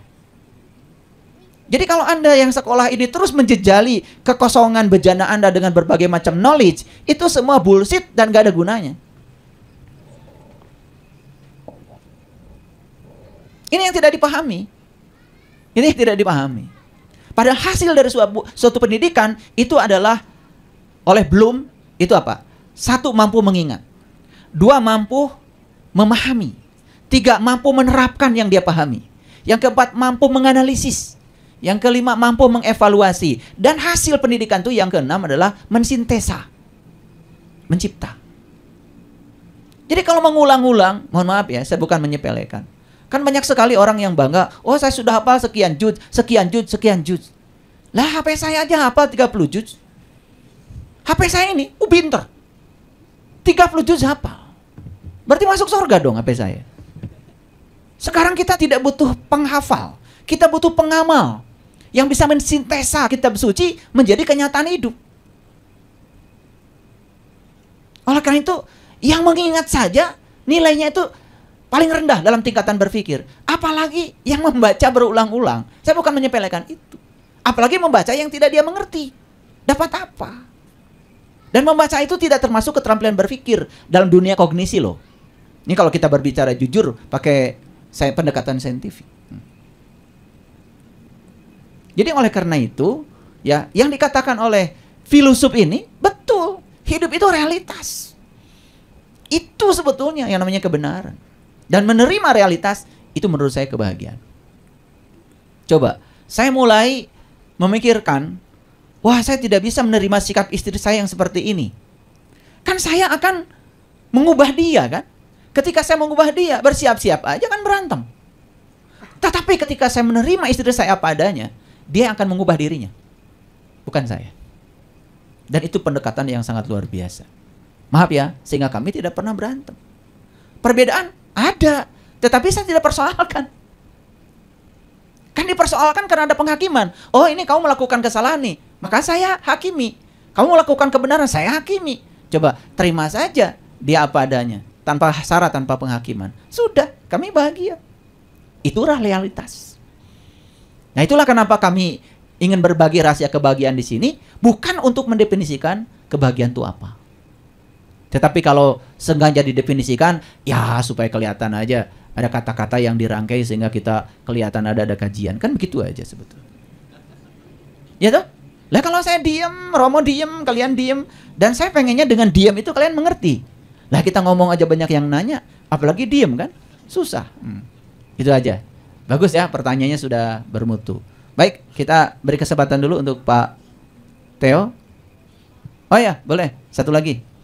Silakan. Hatur nuhun Pak Ayah. Assalamualaikum warahmatullahi wabarakatuh. Saya cuma mau sharing rasa bahagia aja sih Ayah. Jadi kebetulan saya dengan Zahra ini dari Jakarta. Kami sengaja tidak masuk kantor karena ada momen ini, gitu. Saya aslinya dari Kuningan, cuma besar di Jakarta dan bekerja di Jakarta. Saya sudah beberapa bulan mendapatkan nggak sengaja YouTube Ayah dan saya sangat suka, saya sangat jatuh hati karena ini mengingatkan saya kepada filosofi-filosofi Sunda yang diajarkan oleh ayah saya kepada saya tentang bagaimana hidup itu. Saya ingat banget tuh kata-katanya, satu, nalang kanu susah, nulung kanu butuh, nyaangan kanu poek, kemudian banyaklah itu, dan itu sebetulnya diajarkan oleh ayah saya sejak kecil. Terus kemudian bagaimana misalnya ala laukna herang China seperti itu. Jadi saya seperti menemukan kembali rasa sejuk yang ada di hati saya. Hatur nuhun, saya pengen nangis nih. Jadi saya memang sengaja pengen ketemu ayah. Kebetulan ayah saya memang baru pergi tahun 2022, Pak. Saya kehilangan sangat gitu. Jadi saya ngajak Zahra sengaja karena memang beliau dari UIN dan memang tertarik dengan hal-hal spiritual. Jadi saya pikir ini bisa membuka kami, membuka hati kami, kemudian bisa menyebarkannya kepada yang lain. Kebetulan kami ini penggiat UKM, Pak Ayah. Jadi kami bekerja di Dinas Perindustrian Perdagangan Koperasi UKM Provinsi DKI Jakarta. Jadi saya merasa saya harus punya spirit seperti ini untuk bisa membantu para UKM gitu. Ini sih yang saya rasakan, dan saya memang jauh-jauh kami sampai menginap di Bandung untuk bisa ketemu momen ini, dan alhamdulillah Allah pertemukan momen ini gitu. Terus untuk Romo, saya terus terang Pak, di antara sekian agama, kebetulan saya dulu aktif di Partai Keadilan Sejahtera. Jadi memang backgroundnya saya belajar di Ikhwanul Muslimin, dan keluarga juga ya campur aduk sih. Kalau di Kuningan itu saya backgroundnya NU, dan saya sangat jatuh cinta dengan filosofi Buddha, Romo. Jadi saya sebelum ketemu ayah, dan saya sangat berterima kasih ketika saya mendengar filosofi bunga teratai. Itu saya sangat suka sekali. Jadi Dan saya memang dari dulu suka melihat keindahan bunga teratai itu, dan ternyata saya mendapatkan YouTube-nya ayah bercerita tentang filosofi bunga teratai yang begitu indahnya sampai merasuk ke dalam hati saya gitu. Terima kasih sekali lagi. Dan dulu saya bingung ketika saya belajar agama, kenapa kita harus dikotak-kotakan gitu Pak. Tapi dengan saya bertemu YouTube-nya ayah, jadi saya semakin terbuka. Saya terus terang, ketika saya membaca Al-Quran, begitu banyak disebutkan cerita tentang umat Yahudi. Ternyata perspektif yang ayah berikan luar biasa. Ketika saya menganggap gini, umat Yahudi itu nggak salah, pasti mereka ternyata ayah menceritakan bahwa mereka adalah orang yang mendapat petunjuk dan merupakan umat pilihan Tuhan. Dan itu sesuai dengan kata hati saya. Meskipun saya tidak punya banyak kesempatan untuk bisa menafsirkan Al-Quran, gitu, tapi hati saya mengatakan bahwa tembok ratapan itu keren. Gitu, bahwa di Israel itu sebetulnya tidak ada perbedaan. Semua menuju Tuhan yang sama gitu. Makanya dulu saya suka film Kingdom of Heaven tuh menceritakan tentang bahwa semua sebenarnya saudara gitu. Dan saya semakin terbuka dengan saya banyak mendengar YouTube-nya ayah. Saya terus terang, jadi saya mendengar YouTube-nya ayah tuh sesudah sholat subuh dan saya pulang kerja. Kebetulan karena anak saya pesantren, suami saya juga sudah pergi, jadi itu adalah teman saya. Dan sekali lagi saya mengucapkan terima kasih dan semoga kesadaran ini bisa bisa ditularkan kepada banyak orang, dan itu keren gitu. Selama ini kita tertutup, dan sesungguhnya yang menemani kita nanti kita sesudah mati adalah kesadaran diri kita sendiri. Jadi sekali lagi hatur nuhun, semoga komunitas ini barokah dan bisa memberi manfaat ke seluruh Indonesia tentunya. Terima kasih. Assalamualaikum warahmatullahi wabarakatuh. Iya. Keren. Saya menyebutnya itu rukun iman orang Sunda. Nulung kanu butuh, nalang kanu susah, nyaangan kanu poeken, ngahudangkeun kanu sare, nepak kanu poho, nganter kanu keung. Jadi sebetulnya Sunda itu dulu bukan nama suku, tapi Sunda itu sebenarnya nama keyakinan dari Sunnadayana. Su itu artinya besar, na itu artinya api, da itu Su itu artinya abadi, nah itu api, da itu besar. Jadi Sunada itu sebetulnya api abadi yang besar. Dan Sunada itu melambangkan matahari sebetulnya. Jadi Sunadayana itu jalan menuju matahari. Kenapa jalan menuju matahari? Karena matahari itu kan satu arah. Menyinari tanpa minta balikan. Jadi sebetulnya leluhur kita itu mengajarkan pada kita berbuat baik itu tanpa syarat. Tidak usah melihat orang ya seperti apa, dan tidak usah minta balasan dari orang. Berbuat baik ya seperti Allah berbuat baik kepada kita. Wa ahsin kama ahsanallahu ilaika. Jadi saya coba juga menggali nilai-nilai luhur ya dari budaya leluhur kami. Bahkan saya bukan hanya belajar tradisi Sunda ya. Saya belajar tradisi Tiongkok. Saya belajar kitab Tu Teaching itu ya, karya Lao Tzu tentang penciptaan alam semesta. Ternyata itu simetri ya dengan di kitab suci Al-Qur'an. Dan itu saya coba bagikan ya hasil penyelaman ini, karena saya bukan kiai, saya bukan ustadz, saya bukan siapa-siapa. Saya hanya seorang penyelam. Kenapa saya suka menyelam? Ya emang saya suka menyelam. Dan menyelam itu memang engap ya. Menyelam tuh engap ya. Banyak sekali bertarung dengan berbagai macam. Tapi kalau kita rajin menyelam, setidak-tidaknya dapat mutiara. Dan mutiara tidak pernah ada di pinggir pantai. Mutiara selalu ada dalam kegelapan. Dan itulah yang saya bagikan adalah hasil selam. Saya tidak membagikan pengetahuan, tidak membagikan knowledge. Saya membagikan experience. Saya membagikan pengalaman. Jadi saya juga mengucapkan terima kasih atas apresiasinya terhadap YouTube, dan YouTube saya itu baru dimulai bulan Juli tahun 2020. Umurnya belum lama ya. Karena saya sebetulnya tidak suka tampil. Saya sukanya bersembunyi. Tetapi banyak yang menegur saya, terutama leluhur saya. Saya berkali-kali ditegur, mau diam aja, katanya. Mau diam aja, waduh itu. Dan kemudian ya dikit-dikit saya bagikan. Dan sekali lagi yang saya bagikan di YouTube itu hanya kulit luarnya saja. Terima kasih sekali lagi ya apresiasinya, dan selanjutnya kita berikan kesempatan kepada Pak Theo untuk menutup sesi yang kedua, karena nanti setelah ini akan ada live musik Dan nanti saya akan melihat ya kalian ini sudah bagus belum spiritualnya dari cara jogetnya. Jadi kalau jogetnya nggak jelas gitu, kaki kemana, tangan kemana, musik kemana, itu berarti belum bisa menari dalam tarian kehidupan kosmik. Jadi sebetulnya spiritual orang tuh bisa dilihat dari cara jogetnya. Nanti maka saya nanti akan menilai yang jogetnya paling bagus dapat hadiah. Silakan Pak Theo. Selamat sore, terima kasih. Ini pertama kali saya hadir di sini. Saya sudah dengar video YouTube channel Syaiful Karim dari kakak saya, Ibu Nurbaini. Sudah beberapa kali. Hari ini saya mendapatkan sesuatu yang menurut saya yang berbeda, karena waktu saya dikirim YouTube yang soal berterima kasih kepada semesta, kepada Tuhan untuk apa yang kita miliki, kaki, tangan dan sebagainya. Waktu saya lihat YouTube itu, saya betul-betul seperti ditampar, saya nggak tahu deh rasanya gimana. Saya terlahir Kristen, saya lahir sampai sekarang belajar terus untuk terima kasih, mengucap syukur, makan, mau tidur dan sebagainya. Kalau misalnya ini pada umumnya kita manusia itu selalu melihat hal-hal yang besar. Contohnya seperti, waduh gajinya naik, puji Tuhan, alhamdulillah. Oh dapat jabatan baru, dapat mobil baru, dapat pasangan baru, alhamdulillah, puji Tuhan, terima kasih ya Tuhan. Ya. Tapi pada saat saya melihat video itu, video Pak Syaiful Karim, saya betul-betul melihat sesuatu yang penting itu justru saya tidak melihat. Yang betul-betul tidak penting malah itu yang saya lihat.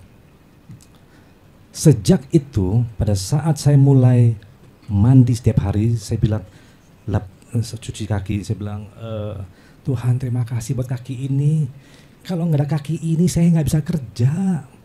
Terima kasih Tuhan untuk kepala ini, otak. Kalau saya nggak punya otak, saya tuh lalit Tuhan, ya kan? Terima kasih buat tangan ini sehingga saya bisa bekerja. Akhirnya dampak daripada video itu membuat saya setiap hari repetisi dengan hati menjadi habit.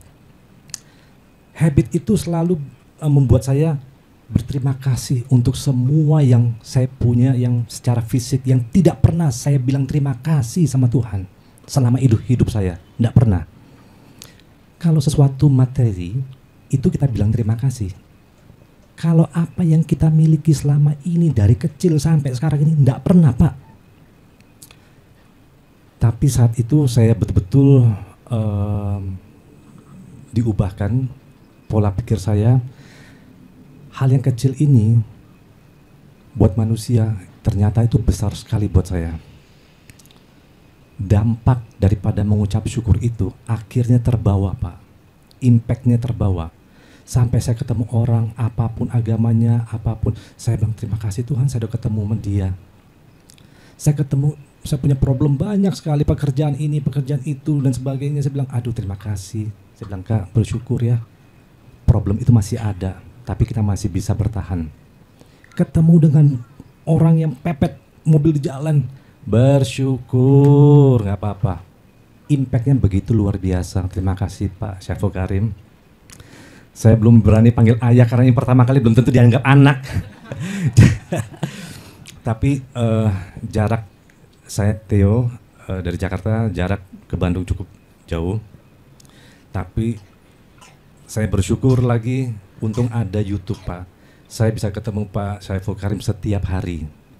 Ya sebelum saya tidur saya lihat.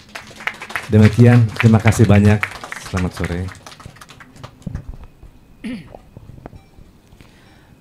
Ada cara healing yang luar biasa yang dipraktekkan oleh semua orang yang mempraktekkan kesehatan holistik. Nama healingnya itu Ho'oponopono. Ho'oponopono itu cuma 4 kalimat. Yang pertama, I'm sorry. Saya menggunakan yang bahasa Inggrisnya karena rasanya itu ada di situ. I'm sorry. Yang kedua, please forgive me. Yang ketiga, thank you. Dan yang keempat, I love you. 4 kalimat ini saya gunakan hampir setiap hari. Maaf ya, saya kalau habis mandi itu tubuh saya dikasih lotion. Makanya kalau ada yang pijit saya, kok ayah halus banget kulitnya. Saya juga nggak tahu. Cuman kalau saya lagi kasih lotion gitu, saya mengucapkan 4 kalimat itu. I am sorry. Saya menyesal mengabaikan kamu selama ini. Saya menyesal telah menggunakan kamu tidak sesuai dengan rencana semesta menciptakan kamu. Itu saya ajak bicara tuh kaki itu. Kemudian yang kedua, please forgive me. Kadang-kadang air mata tuh nggak tertahan karena rasanya kaki ini bicara. Ketika saya bilang please forgive me, maafkan saya. Karena saatnya kamu istirahat, saya paksa untuk bekerja. Saat kamu sudah kelelahan, saya paksa kamu harus melayani saya. Wah, saya keluar tuh kata-kata itu meluncur. Kemudian, thank you, thank you. Saya sudah diantar ke negara mana saya mau. Saya diantar ke gunung mana yang saya mau. Saya diantar ke tempat mana yang baru yang saya mau. Bayangkan kalau saya tidak diantar oleh dia. Ternyata saya baru sadar kalau ini bukan saya. Ini bukan saya. Ini adalah titipan semesta kepada saya yang harus saya jaga. Karena saya adalah pengguna ini. Dan yang terakhir, I love you. Dan itu diucapkan untuk semua bagian. Dan ternyata saya praktekkan di teman-teman yang sedang mengalami sakit, ada yang cancer, ada yang tumor, dan macam-macam. Ternyata 4 kalimat ini sangat mujarab. I am sorry. Please forgive me. Thank you. I love you. Makanya itu dikasih Ho'oponopono. Ini praktek healing yang sangat luar biasa. Ternyata 4 kalimat ini sudah diriset oleh Profesor Masaru Emoto dengan menyelidiki air. Ternyata struktur kristal, struktur molekul air itu berubah drastis ketika kita mengucapkan kalimat-kalimat itu. Dan ternyata dampaknya luar biasa, ya. Saya kalau pergi ke rumah teman atau sahabat, ada bunga yang mati, biasanya saya bicarakan, boleh nggak saya rawat? Dan hampir mati saya bawa ke rumah saya, dan di rumah saya kemudian saya ajak bicara, dan itu hidup. Mungkin ada yang pernah ke rumah saya, di depan rumah saya ada pohon nangka, itu eksperimen saya. Saya peluk tuh pohon nangka tuh, kalau pagi-pagi saya bersihkan itunya, daun-daun keringnya, kemudian saya peluk. Terima kasih, kamu luar biasa. Kamu menghasilkan buah nangka, bahkan kamu tidak pernah memakan 1 camplung pun. Semuanya disumbangkan buat kami. Dan ternyata buah nangkanya itu tidak pernah berhenti berbuah. Selesai panen, sudah muncul yang baru. Bahkan yang luar biasa, besarnya itu tidak selalu bareng. Jadi yang kecil dulu, kemudian nanti panen yang ini sudah ada yang matang lagi. Selalu seperti itu. Ternyata bunga semua menjadi sangat indah dan cantik ketika kita memujinya. Ternyata mereka sebetulnya punya kemampuan berkomunikasi. Sayang, selama ini kita tumpul rasa kita. Makanya saya sering bilang, kalau di rumah ada pohon yang mati, jelas kita sudah kehilangan kasih sayang. Bahkan bagi saya, itu sudah kehilangan iman. Berarti kita sangat egois. Saat kita minum, kita lupa bahwa sebenarnya makhluk hidup di rumah kita, bukan hanya manusia.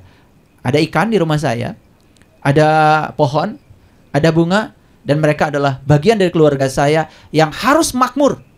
Harus makmur, harus merasakan sentuhan tangan saya. Makanya setiap pagi saya pakai celana kolor, kalau sudah selesai olahraga, saya selalu nengok satu persatu. Ketika daun keringnya saya rawat, saya potong. Ternyata dirawat, ya seperti kita. Kalau jenggot kita kepanjangan pun kan kita minta dirawat. Ketika jenggot kita dikurut, kan kita juga bisa tampil lebih rapi. Ternyata bunga pun ingin tampil rapi. Dan ketika mereka tampil rapi, luar biasa. Ada anggrek, saya punya pohon anggrek, yang di tempat orang itu tidak pernah berbunga. Dan memang dia berbunga 2 tahun sekali. tapi sekali berbunga. Saya potret kemudian saya sebarkan di grup kami. Semuanya terkagum-kagum dengan itu. 2 tahun sekali berbunganya. Dan ternyata mengajarkan sesuatu yang luar biasa. Belajarlah seperti bunga, tidak terburu-buru tapi sampai. Jadi kenapa 2 tahun sekali? Tetapi 2 tahun sekali mereka sampai dan berbunga. Itu mengajarkan kepada saya, sudah, kamu jangan terburu-buru. Hadirlah di sini saat ini sekarang, karena hidup itu adalah sehari-sehari. Tidak usah terburu-buru. Dan semua akan membawa kita kepada the power of now, kesadaran saat ini. Itulah barangkali sebagai penutup dari saya. Saya mengucapkan terima kasih kepada Romo. Luar biasa beliau menemani kita dari jam 11, beliau sudah ada di sini. Terima kasih juga untuk semua sahabat. Terima kasih Pak Theo. Terima kasih semua penanya sudah memperkaya hasanah diskusi kita sore ini. Dan semua diskusi kita direkam. Dan setelah ini insya Allah ada live musik. Dan kemudian ada dinner. Karena spiritual itu adalah sukacita. Jadi musik itu adalah pembakar semangat kita. Kita mendengarkan musik sambil makan malam. Jamuan makam sudah disiapkan oleh panitia. Sekali lagi terima kasih. Semoga seluruh makhluk hidup selalu berbahagia.